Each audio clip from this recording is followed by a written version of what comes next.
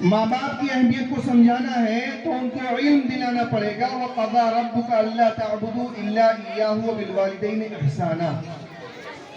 جب علم حاصل کریں گے تو قرآن کی اس آیت کو پڑھیں گے. ماں باپ کے ساتھ کیا سلوک کرنا چاہیے اس بات کو سمجھیں گے. معاشرے میں کیسے رہنا چاہیے اس بات کو سمجھیں گے. اللہ تبارک تعالیٰ نے یہاں تک فرما دیا وَلَا تَقُلْ لَهُمَا أُفٍّ. آج دنیا کے حالات دیکھیے, ماں باپ بوڑھے ہو جاتے ہیں تو بچے ان کو نظر انداز کرتے ہیں. ہر نوجوان یہ سمجھتا ہے کہ یہ جوانی باقی رہے گی, یہ صحت باقی رہے گی, یہ تندرستی باقی رہے گی. لیکن ہر نوجوان کو اگر اللہ نے زندگی عطا فرمائی تو اس کو بوڑھا ہونا ہے, بالوں کو سفید ہونا ہے. آج میرے والد صاحب چارپائی پہ, کل ہم کو چارپائی پہ آنا ہے اگر اللہ نے زندگی عطا فرمائی. اگر ہم یہ چاہتے ہیں کہ ہماری جوانی بھی سکون سے گزرے, کیونکہ ہماری اولادیں جب نافرمان ہوں گی, جب وہ ماں باپ کی اہمیت کو نہیں سمجھیں گی, در بدر رسوائی کا سبب بنیں گی, جب ان کو ہم علم کی روشنی سے آشنا نہیں کریں گے. اور جب ان کو ہم علم کی روشنی سے آشنا کرائیں گے تو وہ ماں باپ کے مقام کو سمجھیں گے. اللہ نے جو فرمایا اف وَلَا تَقُلْ لَهُمَا اف, مطلب یہ ہے کہ ہم اپنے ماں باپ سے اوہ بھی نہیں کر سکتے. گھر سے نکل رہے کام کے لیے, باپ نے ہم سے ایک گلاس پانی مانگ لیا, ماں کی دوائی لانی ہے, اس کو پتہ نہیں, ان کو پتہ نہیں کہ ان کا تقاضا کیا ہے, کہاں جا رہے ہیں. انہوں نے کہا بیٹا میری یہ دوائی ختم ہو گئی, دوائی لا دیجیے. ہم کہہ رہے ہم کہاں جا رہے تھے, انہوں نے کہاں ٹوک دیا. یہ بھی گناہ کبیرہ ہے. وَلَا تَقُلْ لَهُمَا اُفٍّ, اوہ بھی نہیں کر سکتے. تو یہ چیزیں ہمیں کب میسر ہوں گی, جب ہم اپنے بچوں کو علم حاصل کرائیں گے.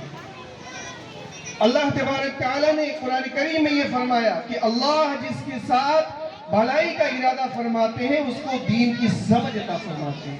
میرے نبی پاک صلی اللہ علیہ وسلم نے بھی یہی بات فرمائی, مَن يُرِدِ اللَّهُ بِهِ خَيْرًا يُفَقِّهْهُ فِي الدِّينِ.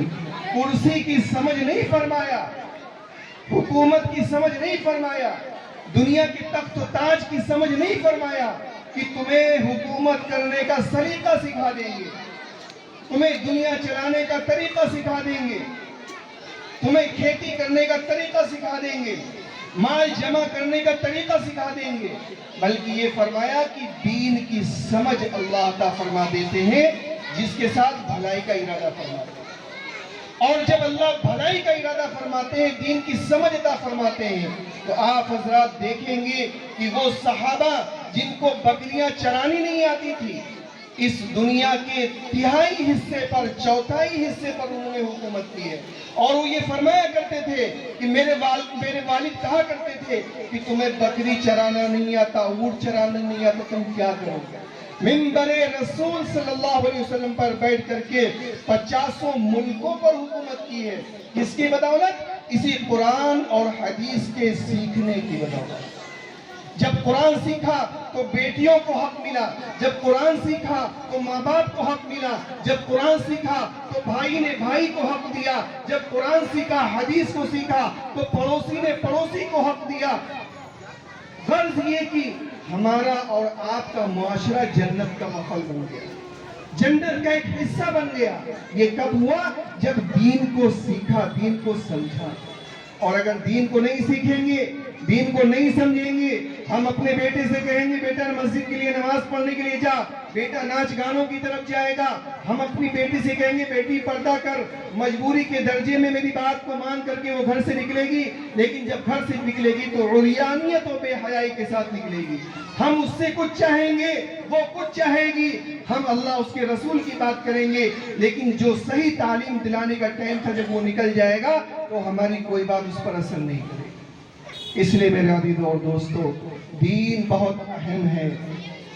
ہمارا سر جو فخر سے بلند ہے, ہم کو جو توفیق ملتی ہے کہ ہم ایک اللہ کے حضور سجدہ ریز ہوں, وہ اسی علم کی بدولت ہے, جناب محمد رسول اللہ صلی اللہ علیہ وسلم کی بدولت ہے, آپ کے لائے ہوئے نور کی بدولت ہے, ورنہ ہم آپ حضرات بھی در بدر بھٹک رہے ہوتے.